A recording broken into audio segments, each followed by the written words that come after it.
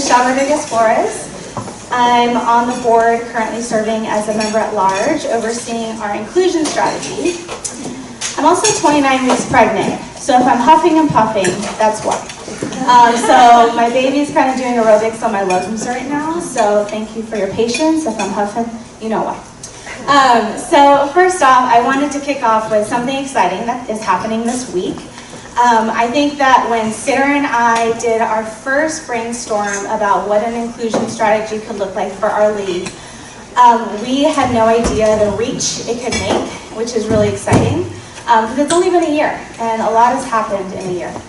And so AJLI, which is the International Association of Junior Leagues, did their annual review this year in a really different way. Instead of doing a nice glossy report, kind of saying everything that's happened in the league over the past year, they decided to do a whole social media campaign, kind of reflecting their emphasis on diversity and inclusion. So about 7 leagues out of all the leagues in the world were chosen to figure out, let's do a spotlight on a certain member, taking over our Instagram account. So I took over the HLI Instagram account this morning from 9 to 12 Pacific. So you missed it.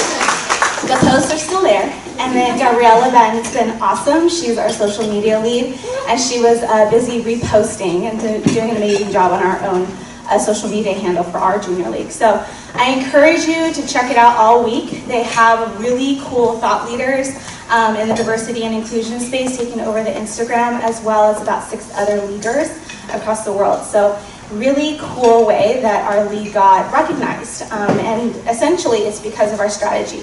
They're really seeing it as cutting edge. This is a new emphasis for AJLI, but we were kind of one of the first to really establish a cool inclusion strategy.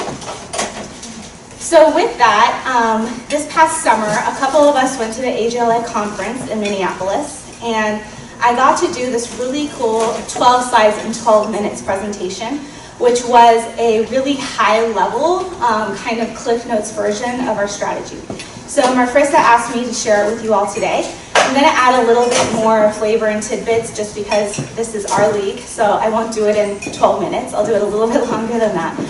But it's essentially sort of a high-level overview of how we're viewing this. And I just want to say this is really cool. I work in the diversity and inclusion space as my day job, but I really feel like our leadership has really taken this full force and is really being bold and courageous about it. I think any organization doing an inclusion strategy has to be courageous. You have to say, what's going well, what can we be doing better, and this is how we could be the best, right? So I'm really proud that our leadership and our league as a whole is doing this. So a lot of people are talking about diversity and inclusion right now, and I think it's a hot topic because our world is changing, right? So our country, our world, our demographics are drastically changing. Our country is not going to look the way it looks now in about 20 years.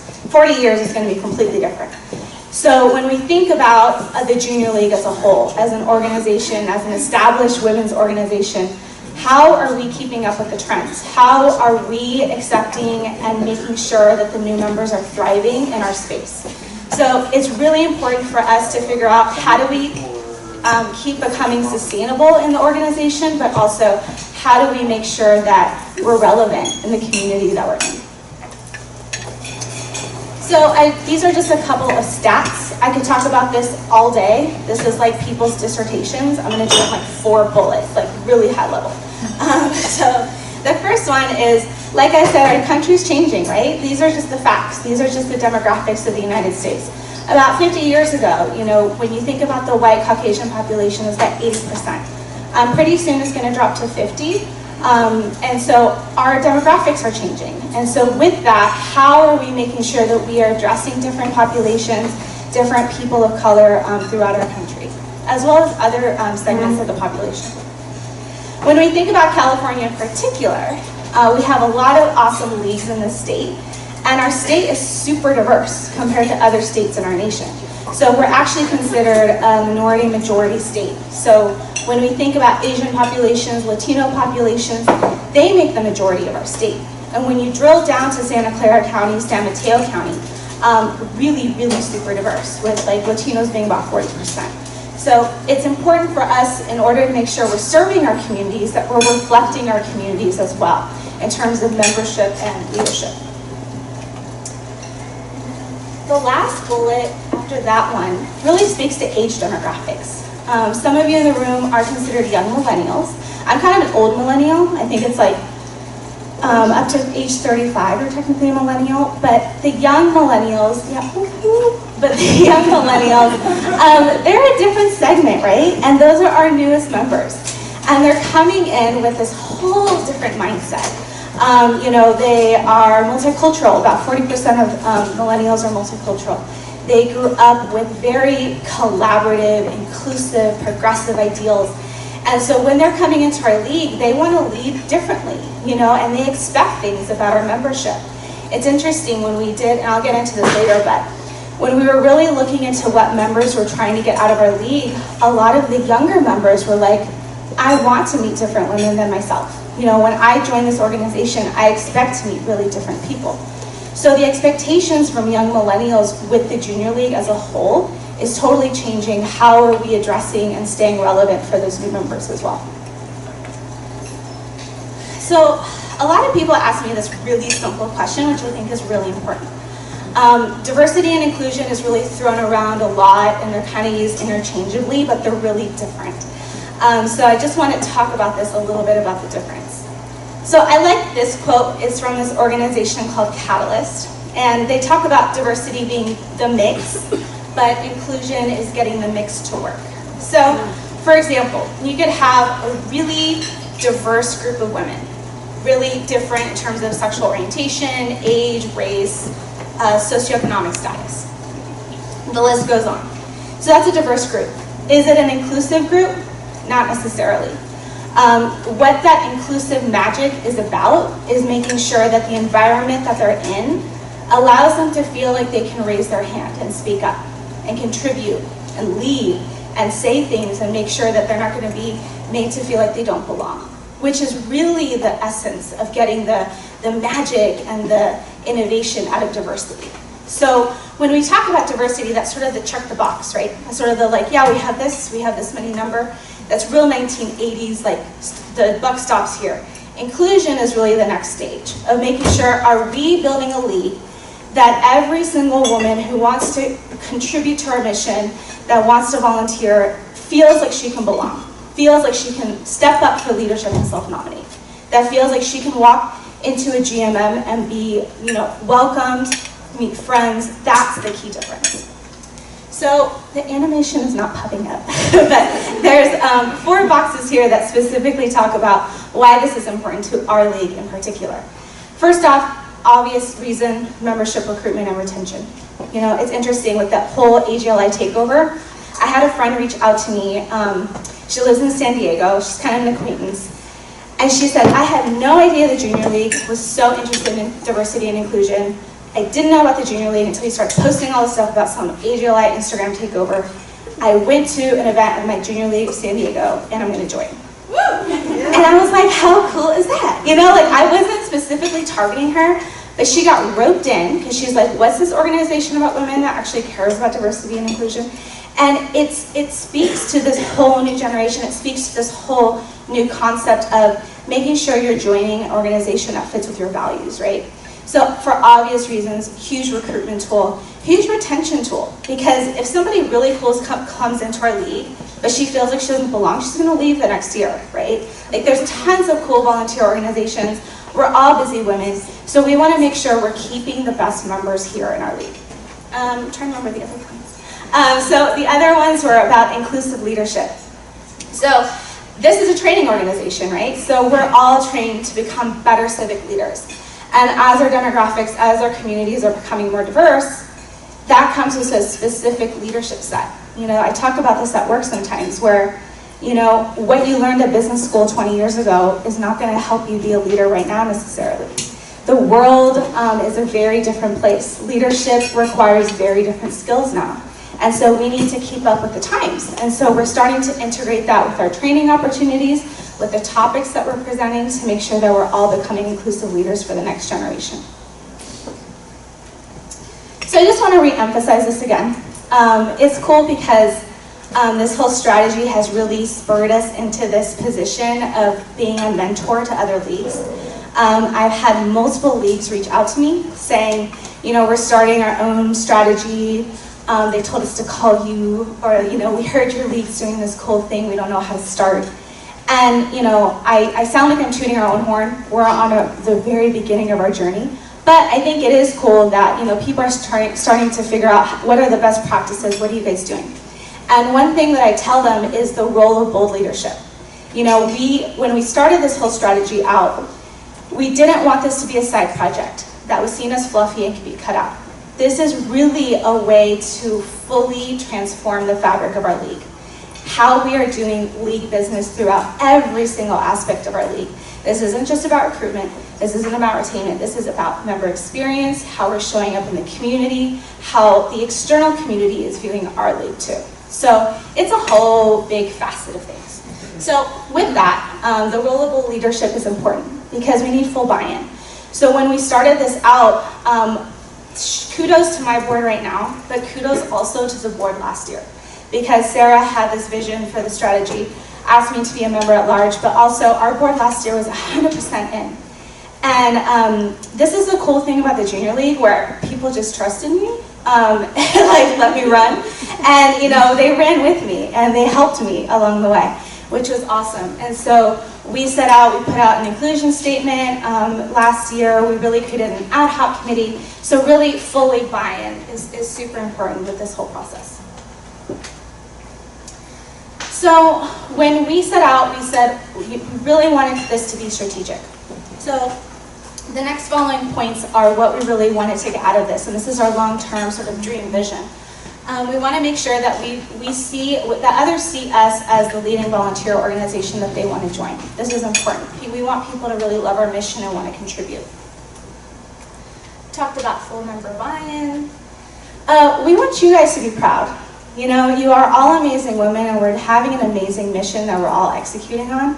And we want you to feel that pride and feeling like you belong here and that you're so proud to be part of this organization. The other thing is, you know, we're part of this huge diverse Bay Area.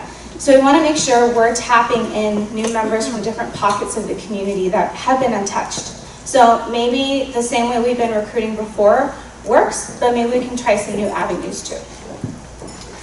And then also, animation is not popping up here, but I can speak to it. We did a couple things to really gather data. So AJLI has a really cool resource called Building Blocks of Inclusion. I was a little skeptical at first. I have a high standard because I work in my day job in diversity and inclusion. But I was super impressed with the resource that AJLI had. A super comprehensive manual that we used. I took research from my own job. We also did a whole series of focus groups with members last year, which was super insightful. We had confidential focus groups with younger members, older members. We did sustainer interviews, past president interviews. And then we also did this huge comprehensive membership survey, which if you did that last year, thank you, because it really presented us with so much awesome information.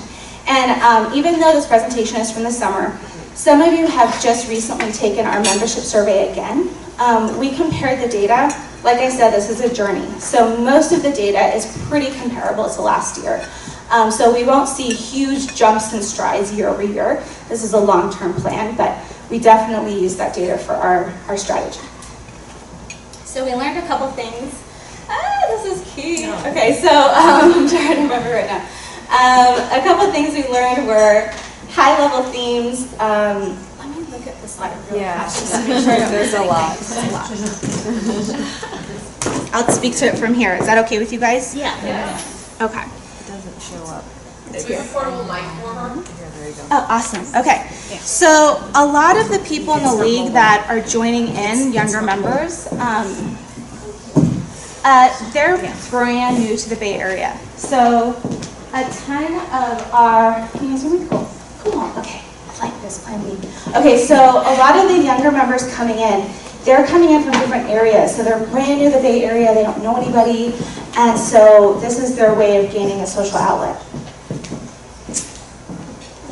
A lot of our younger members also crave diversity. You know, we got some really frank feedback that younger millennial members were disappointed that our league was so homogenous.